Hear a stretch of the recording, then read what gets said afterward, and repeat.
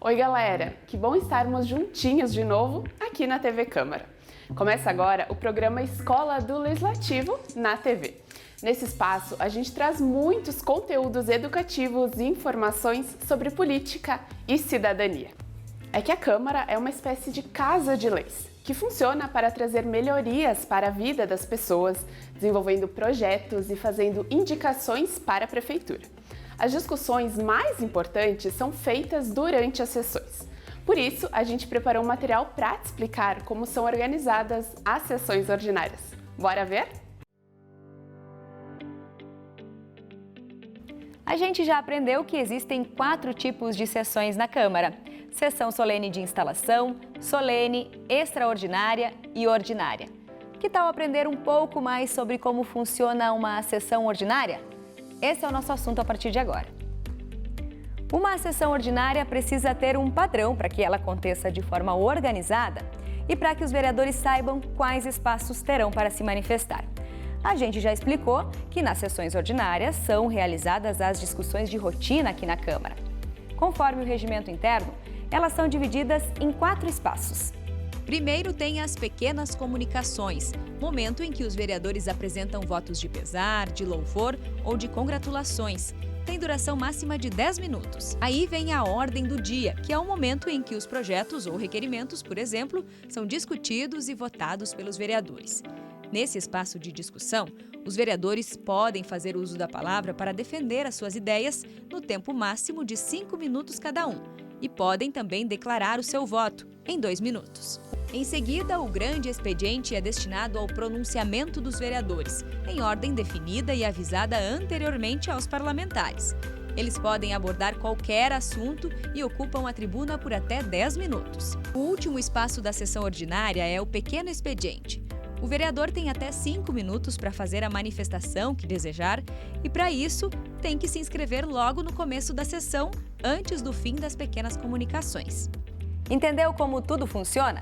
Se você quiser saber mais, é só acompanhar as sessões ordinárias da Câmara de Caxias. A sua participação é muito importante para o Legislativo. Todos esses conteúdos que mostramos aqui para vocês são pensados pelo pessoal da Escola do Legislativo. A escola começou a funcionar em 2015 e desde então desenvolve diversas atividades para aproximar a Câmara da nossa comunidade. Nós conversamos com a diretora da escola, a vereadora Marisol Santos, que nos explicou como estão os trabalhos para esse ano. Oi, Marisol! Oi, Letícia! Saudações também a todos que acompanham o Escola do Legislativo na TV.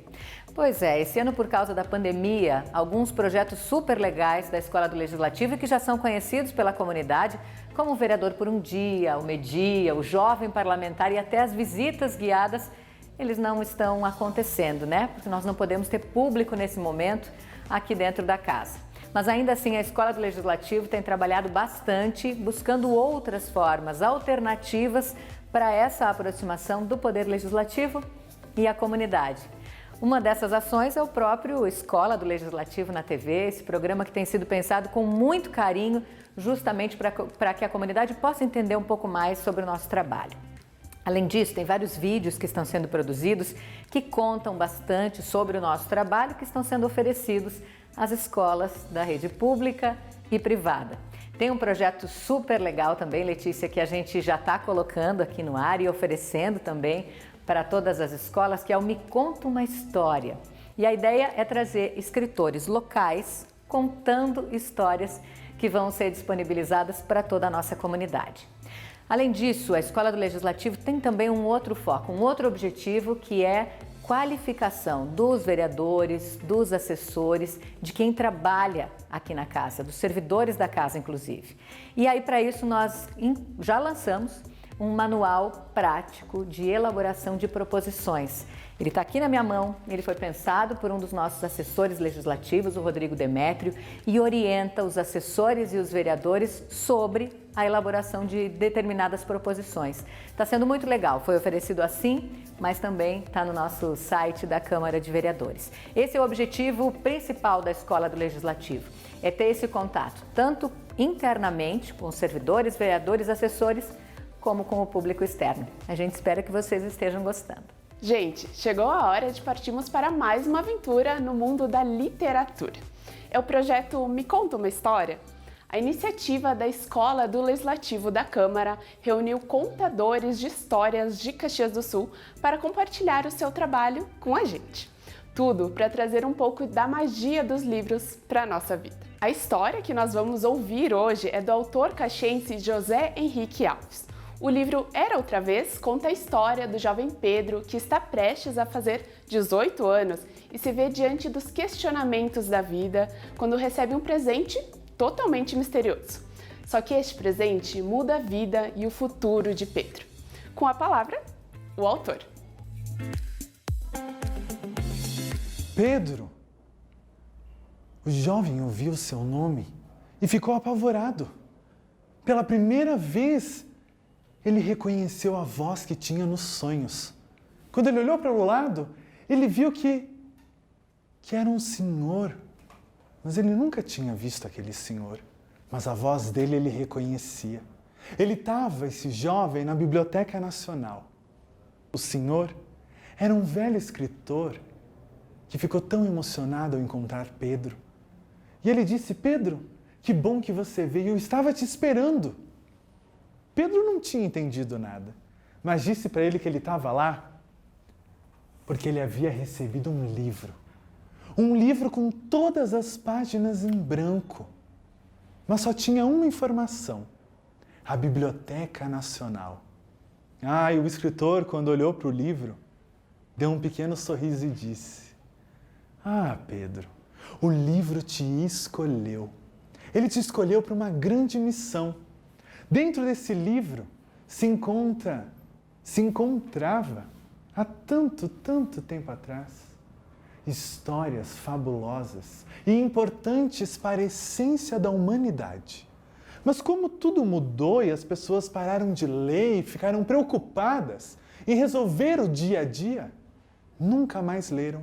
E essas histórias, então, saíram do livro e foram viver no mundo para se sentir úteis. E você foi escolhido para encontrar todas essas histórias e trazer de volta elas para dentro do livro. Pedro, quando ouviu isso, ficou meio preocupado. Como é que ele ia trazer todas aquelas histórias se ele não conhecia nenhuma delas? E então, o autor disse: lembre sempre da sua essência. Ela vai fazer você resgatar todas as lembranças dessas histórias que estão na memória da humanidade.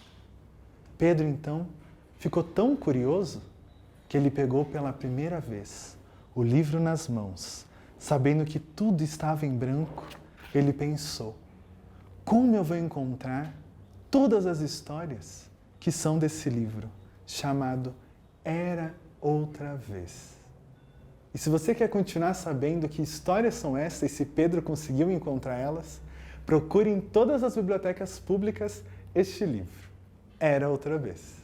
Muito bacana, né? Se você quer embarcar de vez nessa história, é só fazer a leitura completa do livro.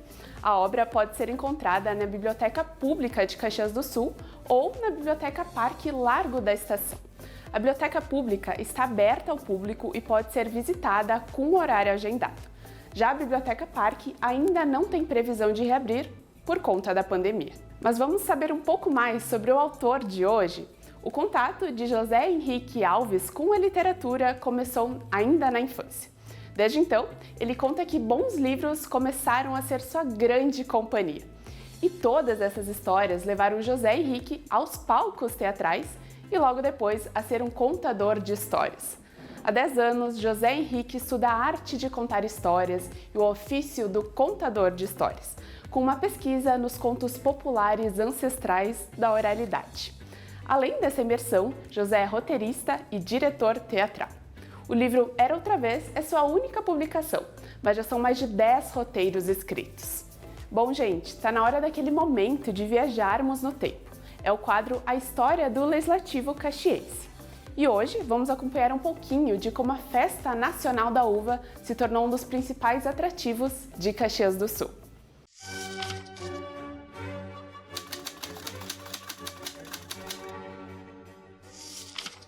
A primeira edição oficial da Festa da Uva aconteceu no ano de 1931.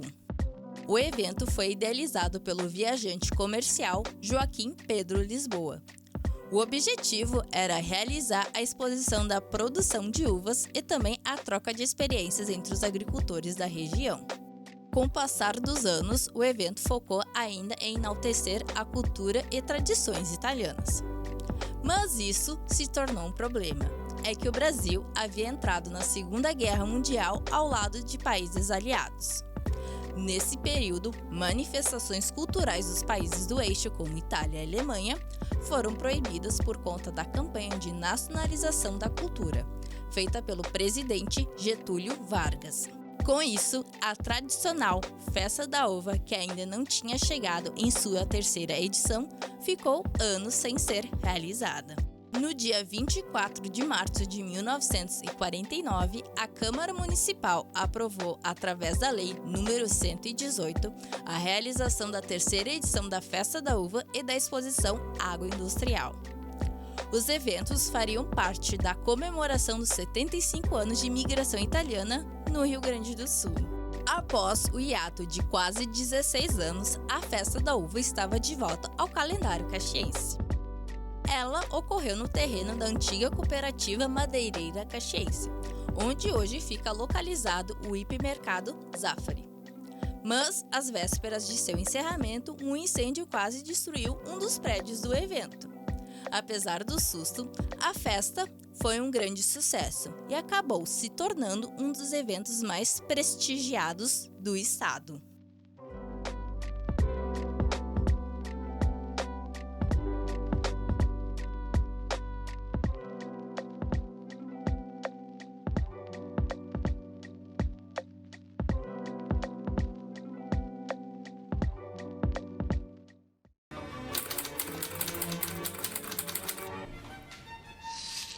Muito importante a gente entender a cultura da nossa cidade, né? O programa Escola do Legislativo na TV vai ficando por aqui. E já quero te contar que estamos produzindo o próximo programa com muito carinho e recheado de informações para vocês. Então, se tiver alguma sugestão, manda lá no nosso e-mail que está aparecendo na tela. Valeu, gente! Um abraço e até a próxima. Tchau, tchau!